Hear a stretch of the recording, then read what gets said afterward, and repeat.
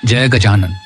क्या आपने कभी लाल वर्ण के श्री कृष्ण, श्वेत वर्णा देवी या हरित वर्णधारी महादेव के दर्शन किए हैं? या महादेव के ललाट पर ऊर्ध्वपुंड्र, श्री कृष्ण के मुख पर भस्म अथवा देवी के मस्तक पर त्रिपुंड्र? नहीं ना, क्योंकि हम उन देवताओं की पारंपरिक शास्त्र सम्मत छवि का आदर करते हैं, परंतु जब विषय गणेश जी का होता है तो कभी उनके मस्तक पर तिरंगा, कभी त्रिशूल, कभी उन्हें चलचित्र अभिनेत्रियों के रूप में कल्पित किया जाता है तो कभी अन्य देवताओं के स्वरूप में ढाल दिया जाता है।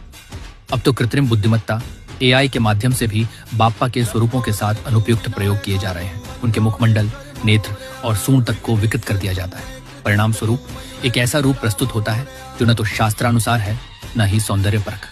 आज के युग में कलात्मक स्वतंत्रता के नाम पर हमने एक विचित्र प्रदर्शन आरंभ कर दिया है। प्रत्येक वर्ष पंडालों में बाप्पा को किसी नवीन विषय वस्तु में प्रस्तुत करने की प्रतियोगिता चलती रहती है। यथा भाव तथा देवता, इस सिद्धांत की आड़ में कभी मूषक के स्थान पर दैत्याकार जीव तो कभी सिद्धि बुद्धि के स्थान पर राधा तक को स्थापित कर दिया जाता है। किंतु शास्त्रों के अनुसार श्री गणेश कोई सामान्य देवता नहीं है। वे स्वयं पर ब्रह्म स्वरूप है, पंचेश्वरों में अग्रगण्य। और सबसे महत्वपूर्ण तथ्य यह है कि वे योग, तत्व ज्ञान तथा अद्वैत वेदांत के प्रतीक है। ये सब जानने के उपरांत भी यदि हम इस सत्य की उपेक्षा करें तो ये हमारी आत्मविस्मृति का प्रतीक है। लोग भूल जाते हैं कि उत्सवों से प्राप्त आनंद क्षणिक होता है जो थोड़े ही समय में विलीन हो जाता है, जबकि शास्त्र हमें उस शाश्वत आनंद एवं मोक्ष का मार्ग दर्शाते हैं जो अविनाशी है।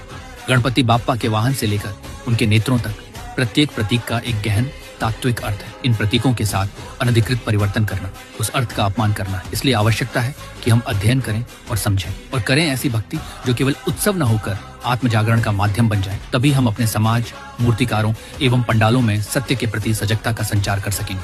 श्री गणेशाय नमः।